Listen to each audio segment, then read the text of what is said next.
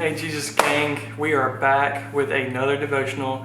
Today we're going to be talking about the fruit of the Spirit. This was requested by one of y'all, and it's so cool because this is the second devotional that we've done where a viewer or one of you guys, part of the Jesus Gang, has reached out to me and be like, hey, can we cover this? So we're going to go over a couple, but in this video we're only going to do one, and we're going to do the most important one in my opinion. That's helped me in my life. So we're going to go over self-control. And what does self-control mean? I don't think it's what it means. I think it's pretty obvious. Like, self-control is controlling whatever you're doing. But it's way easier said than done.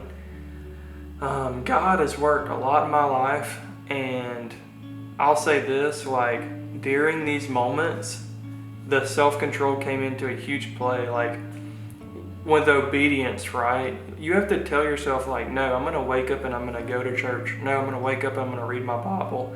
No, I'm going to wake up and pray. And when things go hard, I'm not going to give up on God. And that is yourself telling yourself that it's that self-control. And that's just for you. Now, when we get to other people, how it impacts their life, what you do behind closed doors, that self-control is a huge deal, because what it does is it makes you obedient. Because when you start listening to God and you start telling yourself, no, I'm not going to do that. That's my old life. I'm going to do this now. I'm going to follow God now.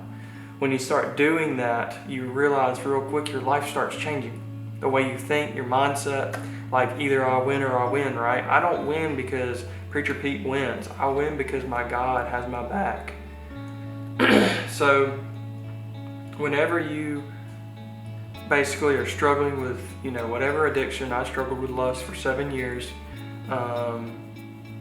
it's really important to tell yourself no and to think in the Spirit. Like, that's why it's the fruit of the Spirit, is because you're not looking in the eyes of you're looking in the eyes of God. And this has helped me receive answered prayers. And I think really, unless you're obeying God, it's kind of hard to receive it, because God's not going to give you something that's going to ruin His character. That's why sometimes it takes so long. But self-control, there's different stages of it. I would say one is behind closed doors. That's between you and God, and that's you to work on you. Obviously, sometimes, I try to defeat lust so many times in my life, and that's not to say I'm going to fall. It just doesn't have control over me. God has delivered me from that sin. And I got to a point when I almost lost my life. I was like, all right, God, it's up to you. And so that's what you got to do. You have to have the self-control to call out to God, like, hey, this is too much for me.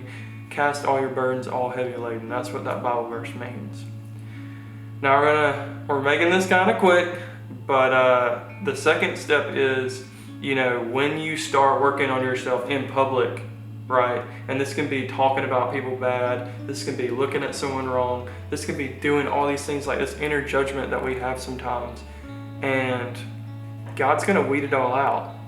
But when He puts it on your spirit, like, hey, you need to talk to this person, and you're judging them, you need to humble yourself and say, God, okay. That's happened to me so many times. There's so many people I couldn't have talked to that God sent me if I just would have had an old mindset, if I just would have had an old spirit. And that's why you move upwards and forwards, because your old self is back there. And when you can control who you are, it brings the best out of you, And there's there's behind closed doors, there's in public, right? You're controlling yourself in public. And now there's going to be people that come to you from the enemy, from God, that need you to have that self-control. They're going to go through hardships, and you're going to have to be their rock and tell them it's going to be okay. God had me back here.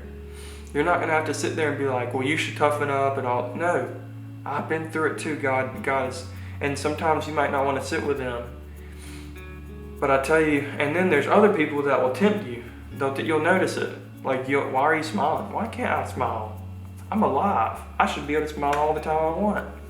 Or another one is you shouldn't talk about God. It's like, well, when should we talk about it? When should we talk about God? When's a good time? Because I've ran into some people, and man, something just hit me the other day, and I was with the wrong person, but I shared God. I remember sharing God with this young girl, like that was her friend, and she died in a car accident like 3 months later. I was like, man, and I thought about it. I was like, that was not me, that was you, God. I was really sad, and I was like, dude, like I didn't even know her, but I made her cry that night whenever I talked about God so much, because it was about love. But so I was like, I know she heard it.